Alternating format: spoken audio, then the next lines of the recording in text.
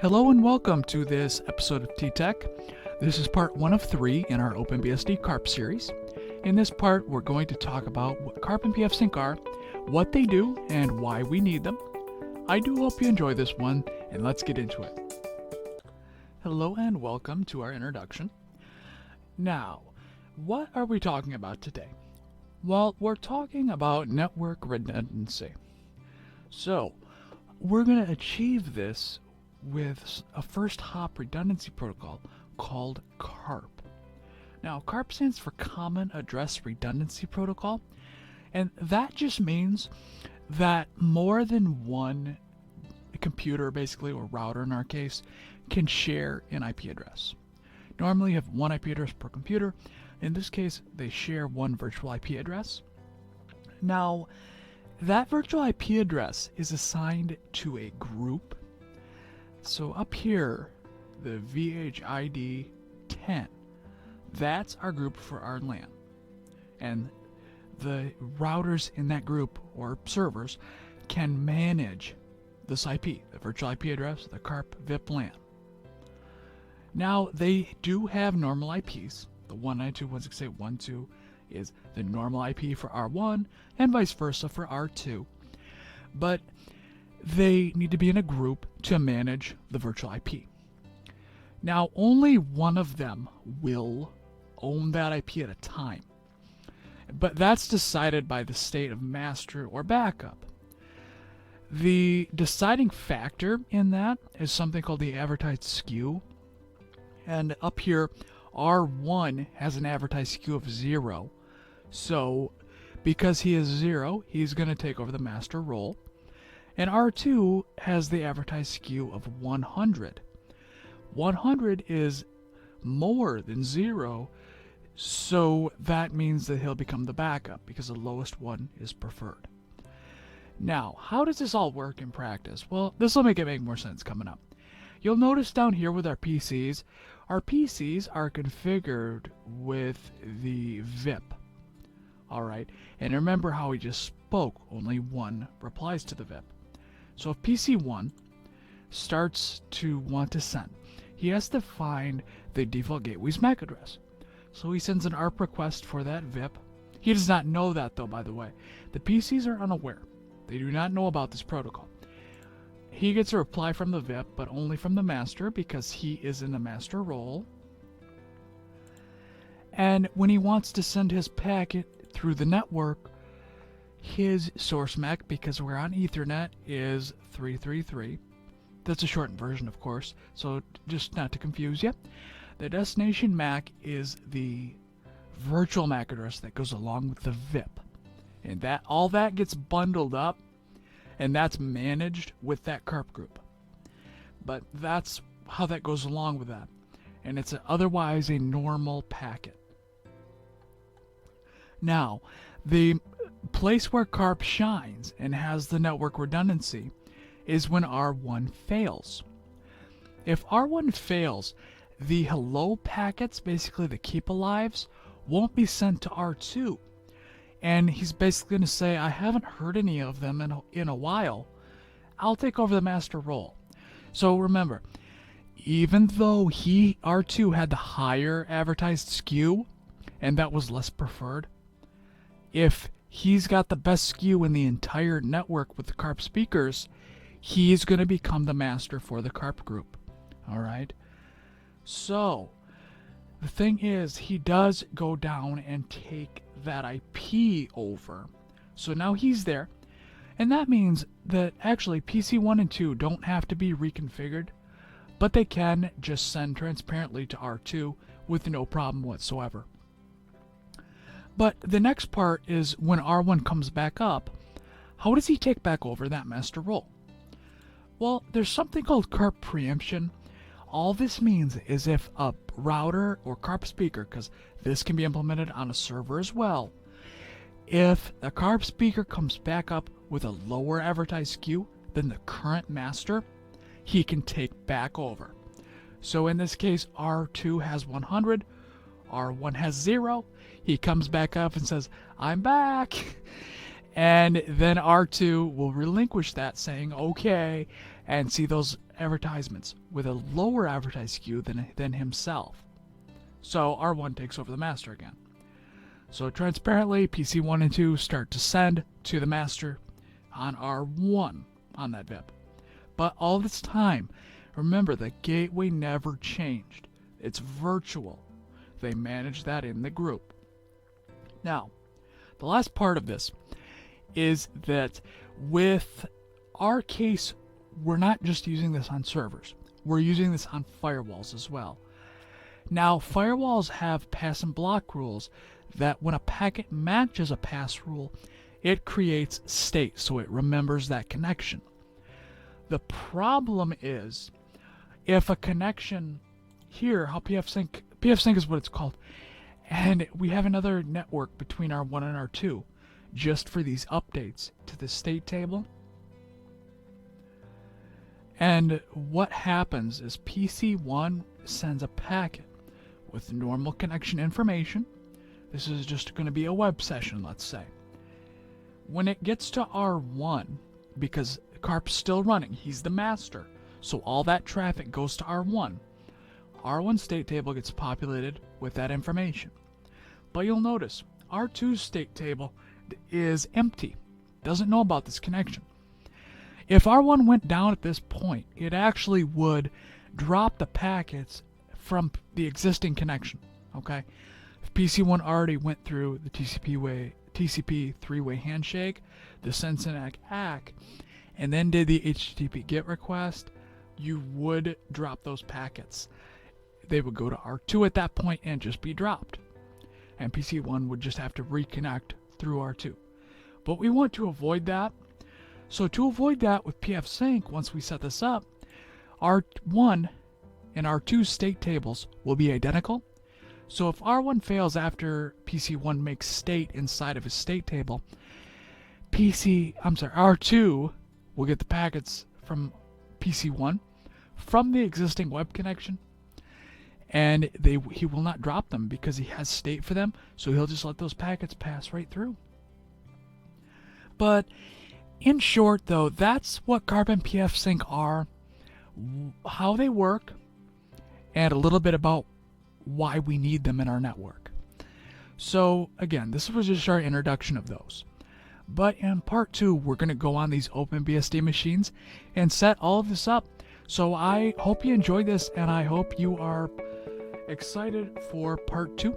And I'm Tyler with T-Tech, and I'll see you in part 2. Have a nice day.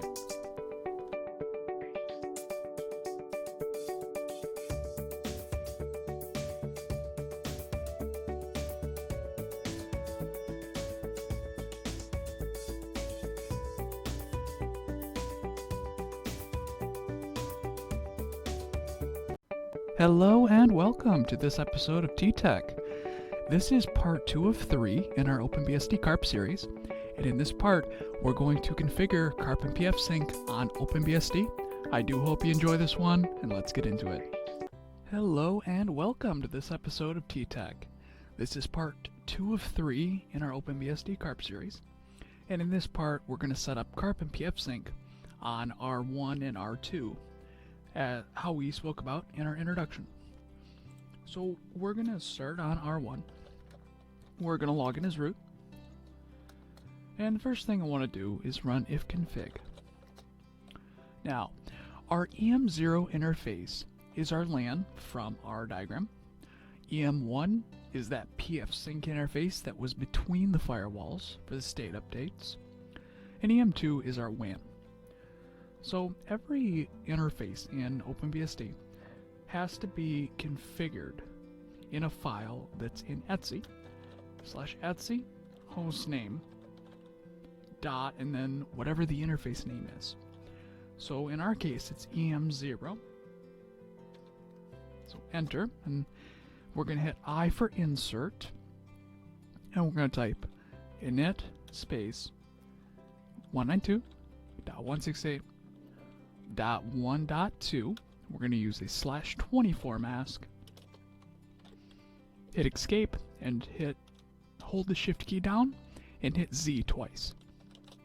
Okay, that's our LAN. Now we're going to go into the PFSYNC interface, the EM1, and we're going to type init 10.0.0.1, and we're going to use a /30 mask since there's only 2 hosts on that segment. Escape, and same deal to save it. And now we'll go into our WAN interface, EM2, init 192.168.2.2 with a /24 mask.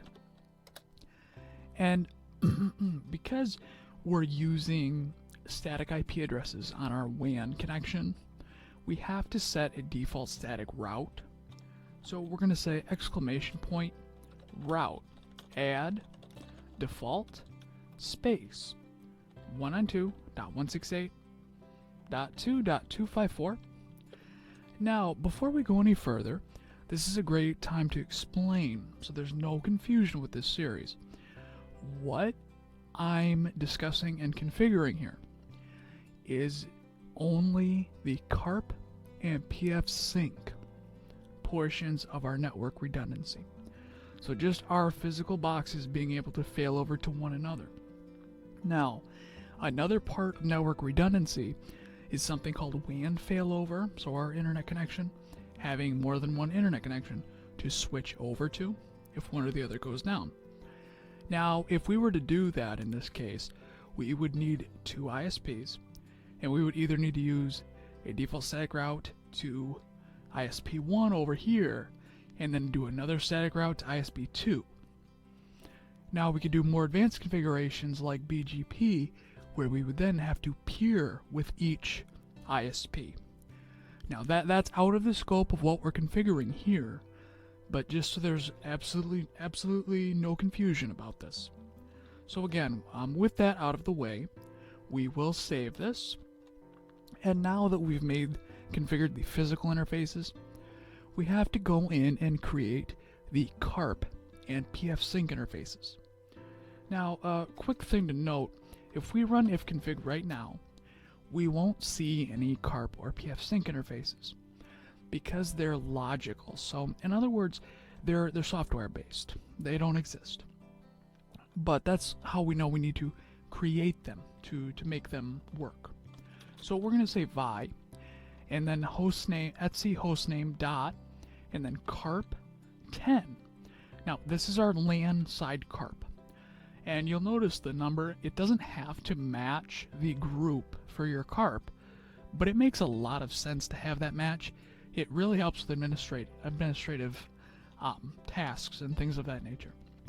So from here we're going to type the normal IP command as before. So 192.168.1.1, a /24 mask with that broadcast ID for the network, .1.255. And after that, the things after this are CARP specific. So the first thing we're going to type is the VHID, a space after that, and then a number.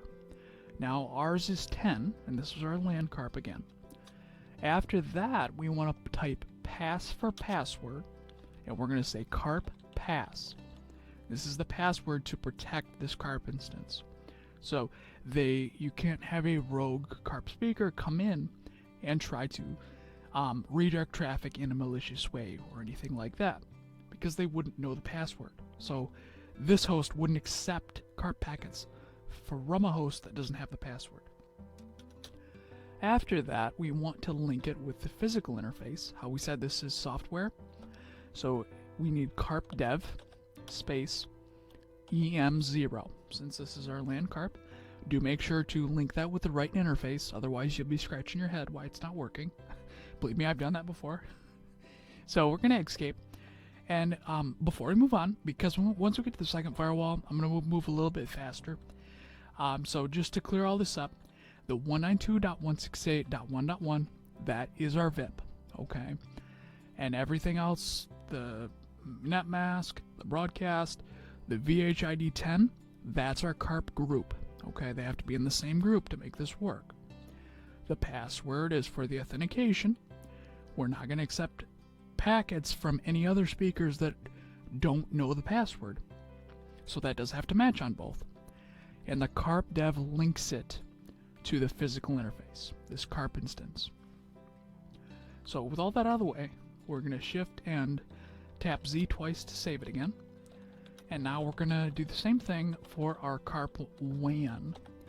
So that was 192.168.2.1, /24 mask. And that broadcast address, the group number of 20, that password. Now we're going to use CARP Pass 2. It has to be slightly different. It's a good best practice for security. And after this, we're going to use CARP Dev. And now this one is the physical interface of EM2. So again, as we just spoke, all those things are the same. So we'll save that. And finally, we'll set up our PFSYNC interface for those updates to be exchanged for the state information between the two firewalls. So for that, under etc, we're going to say hostname.pfsync 0. And the first thing we want to type is up to bring the interface up on boot. And then sync dev space. And again, the PFSync is a logical interface. It doesn't exist. It's software. So we want to do EM1. We want to link that to the right interface. Now again, save the file the same way. And at this point, we should be able to bring up the interfaces. So for that, we're going to say etc net start. You could also reboot at this point as well, if you would like. So this should bring them up. And let's run an ifconfig. The CARP interfaces are up, and they have the right CARP dev and everything, and the VHID is correct. So that is as expected. So we're all good, and as you see now, they've turned to master because we haven't configured the other one yet. But that is the interface portion. So because these are firewalls, we also have to configure the packet filter, so the PF. Now, the PF file is in etcpf.conf, but before we make our changes, let's back up the original one with CP. I want to back that up to pfconf.back. Remove the original, via new one. Make sure you make the pf.conf file. So the first thing I want to put here are some macros.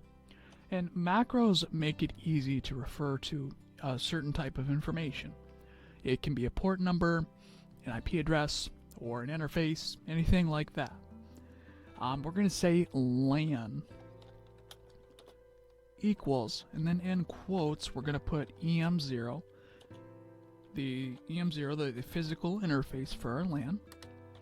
And then we're going to type WAN equals EM2. And also CARP WAN equals CARP 20. All right. Under this, we're going to set runtime options. The first thing I want to set is set skip on LO0. This tells PF not to filter packets on the loopback interface. So after that, we're going to say set block policy drop. That tells PF to not send replies to senders when senders send. If a packet matches a block rule, the OpenBSD will not send a reply back to them, so it will just remain silent. And that's a good security practice to get into it. It does help security of the system. Now, the first filter rule we want to use is block drop all. This blocks all our traffic, regardless of the source IP, the destination IP, the protocol it's using, the port number, or the interface. So everything will be dropped unless, since in PF, the packet gets evaluated by each rule in our list from top to bottom, the action that is the last action that matches, either block or pass, is going to be executed on the packet. So if we don't add anything else, everything will be dropped. But under this, we want to put pass proto CARP keep state, and under that pass proto PFSYNC keep state, because we want to pass our control traffic obviously first. And now we need to let LAN traffic in, so we're going to say pass in on. We're going to say a $sign to tell PF we want to use our macros. And we're going to say a LAN interface. From the source, we're going to say $LAN :network. The $LAN :network is a shorthand way to refer to the network that is assigned to the interface of EM0 in our case. So the LAN interface that's assigned there when we load our rules. So it makes it really easy if we change any of those parameters, because we won't have to rewrite this file. So these packets can be going to any destination, and we just want to keep state on them. And after they get into the LAN side of the firewall, we want to pass them out onto our WAN. And they're still coming from the LAN network at this point. They can be going to any destination. But at this point, we do want to change the source address to seem to be coming from our one public address on our WAN. In this case, it does have to be the CARP, though, interface. So we're going to say NAT-2. In parentheses, we're going to say $CARP WAN. Now, after that, we're going to say keep state. The parentheses help us if the address ever changes on that interface. We won't have to reload our rules. It will just keep translating traffic to that IP address. But the idea with the NAT2, it's making all the private addresses on our LAN network appear to be coming from the one public address on our WAN. And since we're utilizing CARP, if the WAN goes down and we don't have the packets being NATed to the virtual IP, the failover will not switch over to the other side, the backup on the way back through. So that is important to have that there, though, and NATing that to the CARP WAN. But under that, the last thing we'll do is let the firewall itself talk. So pass out on WAN from our WAN network to any destination and keep state. And there's all our PF conf rules we need for this. So we're going to save this and run pfctl-nf etc pfconf. That verifies it for us. There's no output, so that does mean our syntax is good. After that, we're going to load it with pfctl-f etc pfconf. Then we'll view the rules with pfctl-sr. Now, it does appear that all our rules loaded great, and we have our networks resolved correctly. So that's great. That's just what we want to see. So at this point, the last two things that are left to configure are IP routing and the CARP preemption. So again, the IP routing is just so it can, since these are routers, it can take a packet in and route it out between the networks that it's connected to. So we're going to vi etc/sysctl.conf. First thing we'll put is net.init.ip.forwarding equals 1. And for the CARP preemption, net init CARP preempt equals 1. And we'll save this file just like before. And if we don't want to reboot our system, we can just do sysctl net init IP forwarding equals 1. And we're going to say sysctl net init CARP preempt equals 1. And those are all the main things we have to do to set this up on R1. So that set up our interfaces, our pfconf file, our CARP and PFSYNC interfaces, as well our IP routing and our CARP preemption.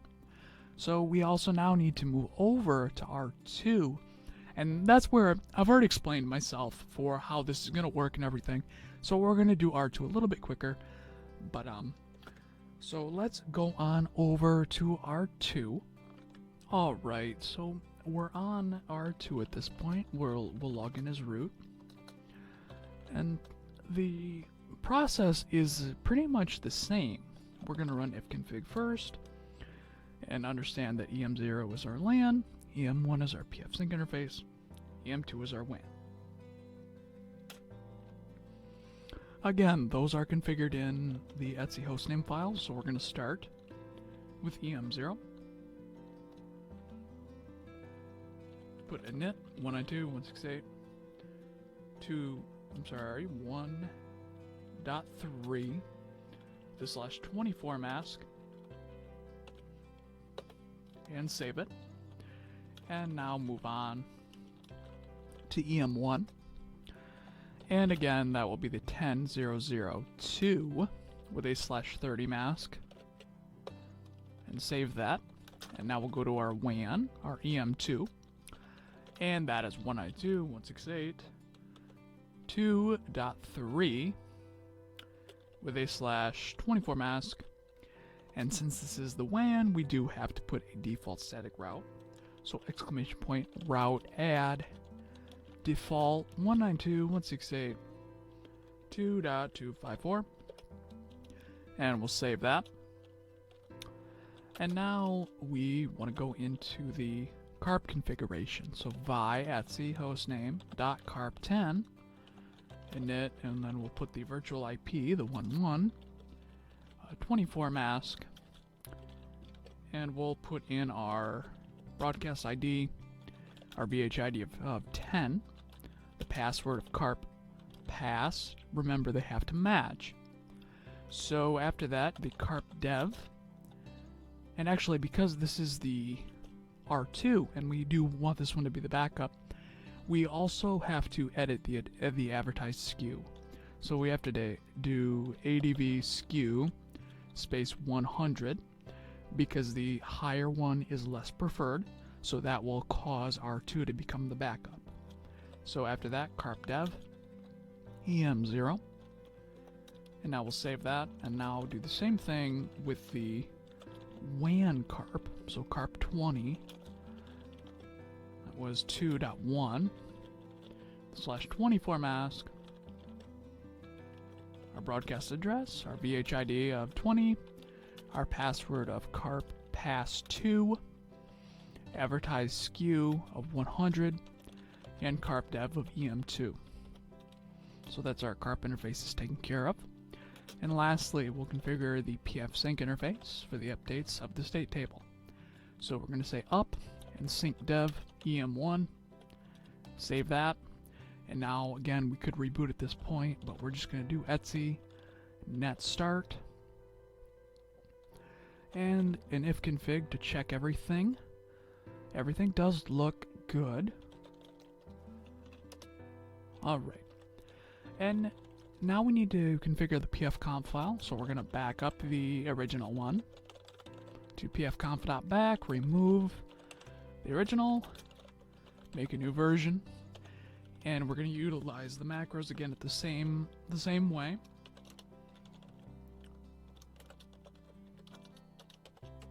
And our CARP WAN for the same reason, CARP 20.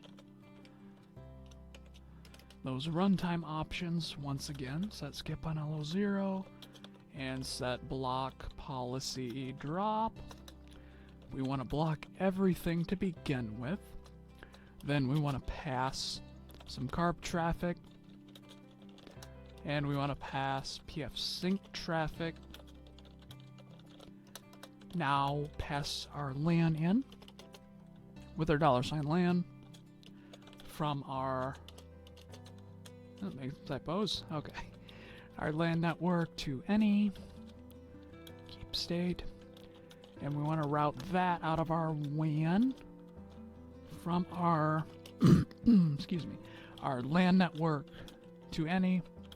We want to change the source with nat-su to our CARP WAN, so that VIP on our WAN, and keep state. And the last thing we need to do is put a rule to allow the firewall to talk. So pass out from the WAN network to any destination, keep state. Now with that, we're going to go ahead and save the file. We'll verify it with pfctl-nf etc pfconf, and there's no output, so there's no errors in it. And then we'll do pfctl-f etc pf.conf to load those. And now we'll do pfctl-sr to verify they're loaded. And they are, and all of our networks are resolved and everything. So at this point, the last thing left to do is enable the IP routing and the CARP preemption. And again, we do that in etc sysctl.conf, and we want to say net init IP forwarding equals 1. And for the CARP preemption, we want to say net init CARP preempt equals 1. And again, if we don't want to reboot, we'll just do sysctl net init IP forwarding equals 1 and net init CARP preempt equals 1. Alright, now those are all the steps to enable this on R2. And as you can see, because the advertised SKU is 100, he is still in the backup state, again, with the CARP interfaces, because he's hearing R1's CARP packets that have a lower advertised SKU, so that means he's gonna become the backup. So this was part 2 of 3 in our OpenBSD CARP series. In this part, we set up the configurations for CARP and PFSYNC on our OpenBSD machines. Now, in part 3, we're going to go through and get a client set up, and we'll verify that this works and how to do a few more verification commands just to make sure everything is buttoned up nice and well. So I do hope you enjoyed this one. I will see you in part 3, and I'm Tyler with T-Tech, and have a nice day.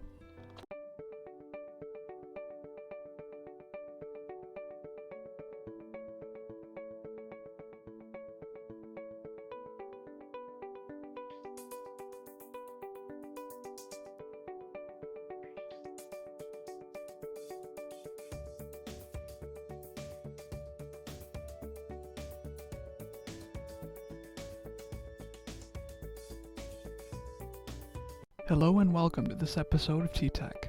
This is part 3 of 3 in our OpenBSD CARP series, and in this part we're going to verify that CARP and PFSYNC are working correctly. So I do hope you enjoy this one, and let's get into it. Hello and welcome to this episode of T-Tech. This is part 3 of 3 of our OpenBSD CARP series, and in this part we're finally going to verify that all the configurations for CARP and PFSYNC are working. So we have a client here, the OpenBSD, the OBSD CL window here. That's our client, and that client is connected to the LAN side of both of R1 and R2.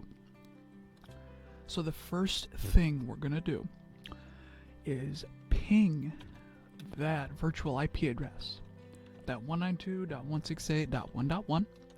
We'll start a ping there. And now that it's running, on the left here, I'm going to open up the eMaster router. And at this point, I'm going to say if config em0 down. What this will do is bring down the LAN interface. And that also means, because CARP is using the LAN interface, that the hello packets will stop being sent, and that R2 will take over the master role. Now we will drop some pings, and you'll see in a second. So if I hit enter and quick go back over, the sequence number is going to skip. There we go, it skipped a little bit.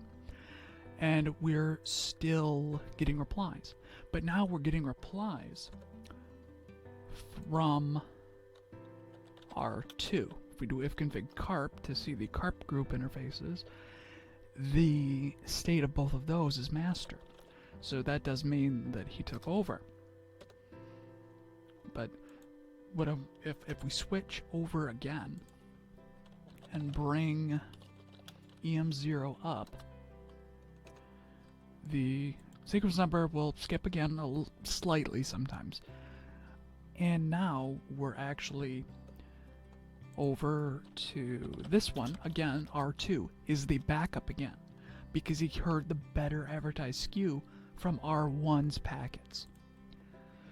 So that's to show that the virtual IP is virtual. It floats between the two, and only the one that's in the master state replies to traffic. So this would be the case if it was applied to a server, where you'd have a server like an email server, a web server, and you'd have that IP set up on there. It would float between the two. You could still access the server. But that's why it's a virtual IP. It floats between the two of them. Now we're going to get into the firewall and routing part of the CARP. If we do a ping to Google, this ping is going to be routed through the routers. So our ping has commenced. Again, watch that sequence number. I'll have to pop back over there real quick. But we're going to first, because if we do ifconfig CARP here, the R1 is still master, but if we do ifconfig em0 down, as before, we're going to see a few misses here. The sequence number will skip, but now it's going through R2 because they were backup just a minute ago there, but now they're master. And that ping is just going along just fine. But if we go back over here, we'll keep the ping running, but we can bring back up to verify real quick to get the point. Ifconfig, this is in backup. So if we do ifconfig em0 up, the IP will be taken back over by R1, the virtual IP. And now that traffic is going through R1, and R2 is in the backup state again. Now, one more thing with the ping before we move on to a state protocol that has to keep state is if the ping is here and we decide to take down EM2, which is our WAN, or the link fails.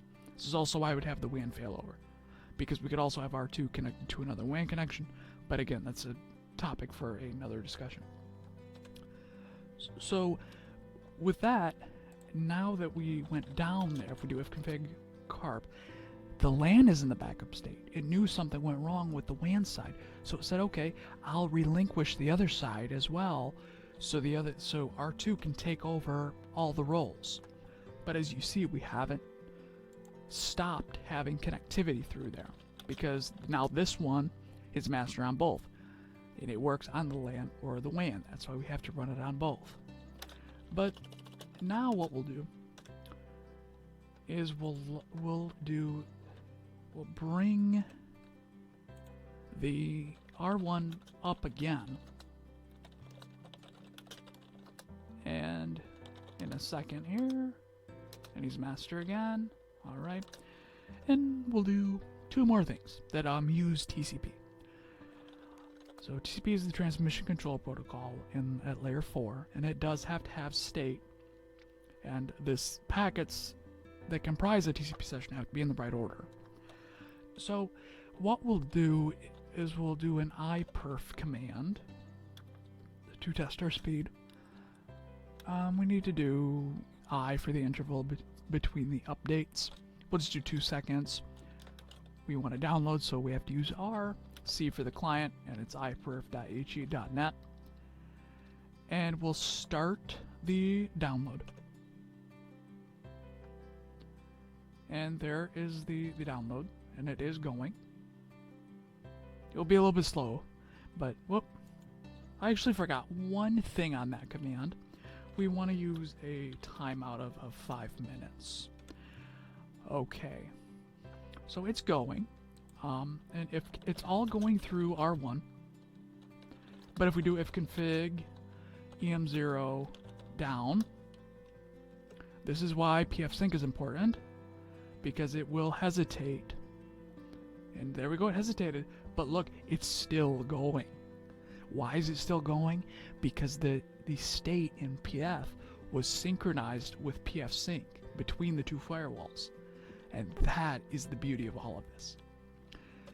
So we can also switch back over, because if I do em0 up and bring the LAN side of R1 back up, it will still have the hesitation when it's switching over at some point, And there we go. And if we look at the CARP status, we're the master again over here, and it's still flowing. And finally, if we bring down EM2, if our WAN breaks, it will have a small divot, and then it will go ahead and send. All because of PFSYNC. It is an incredible protocol. PFSYNC and CARP are amazing.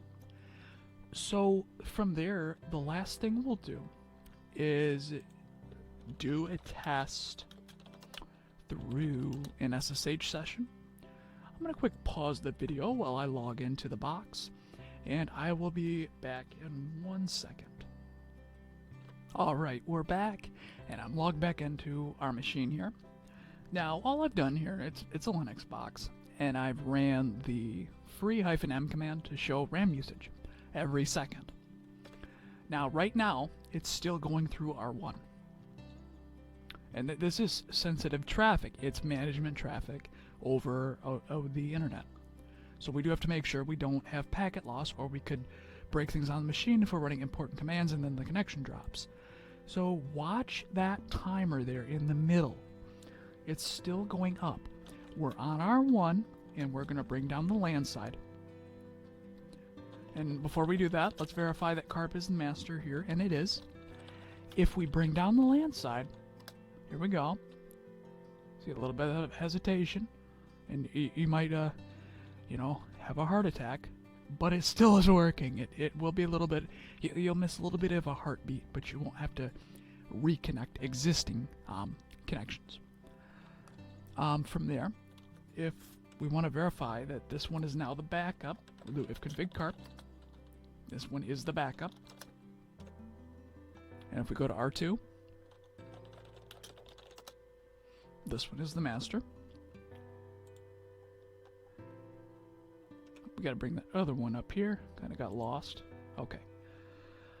And as you see, it is still going and counting. So the packets that are represent that are still going through that connection.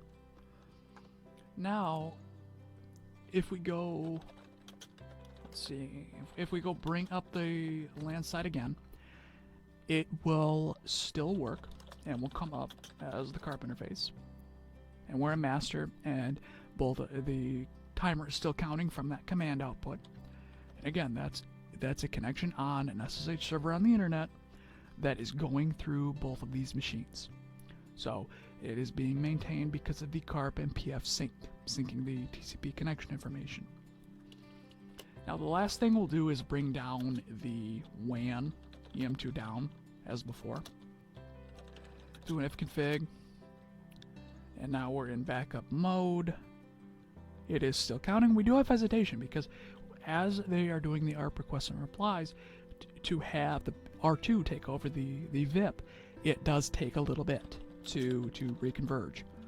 But now we're master mode here, and again, the command has not stopped. So we are all good with this configuration. And again, to bring that back up, just EM2 up. And in a second, be back to master mode, and there he is. So that concludes our OpenBSD CARP series. And in this part, we went ahead, we got a client, connected it to the same network as our R1 and R2 firewalls.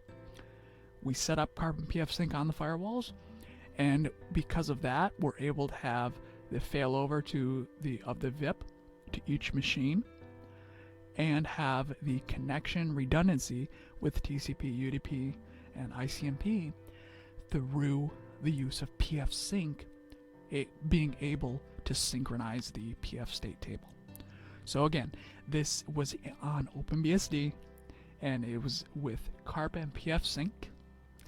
So this was part 3 of 3, and I really hope you enjoyed this series. I really had an awesome, amazing time making it for you, and I really hope you got something very useful from it. So with all of that, I'm Tyler with T-Tech. I really hope you enjoyed this video, and have a nice day.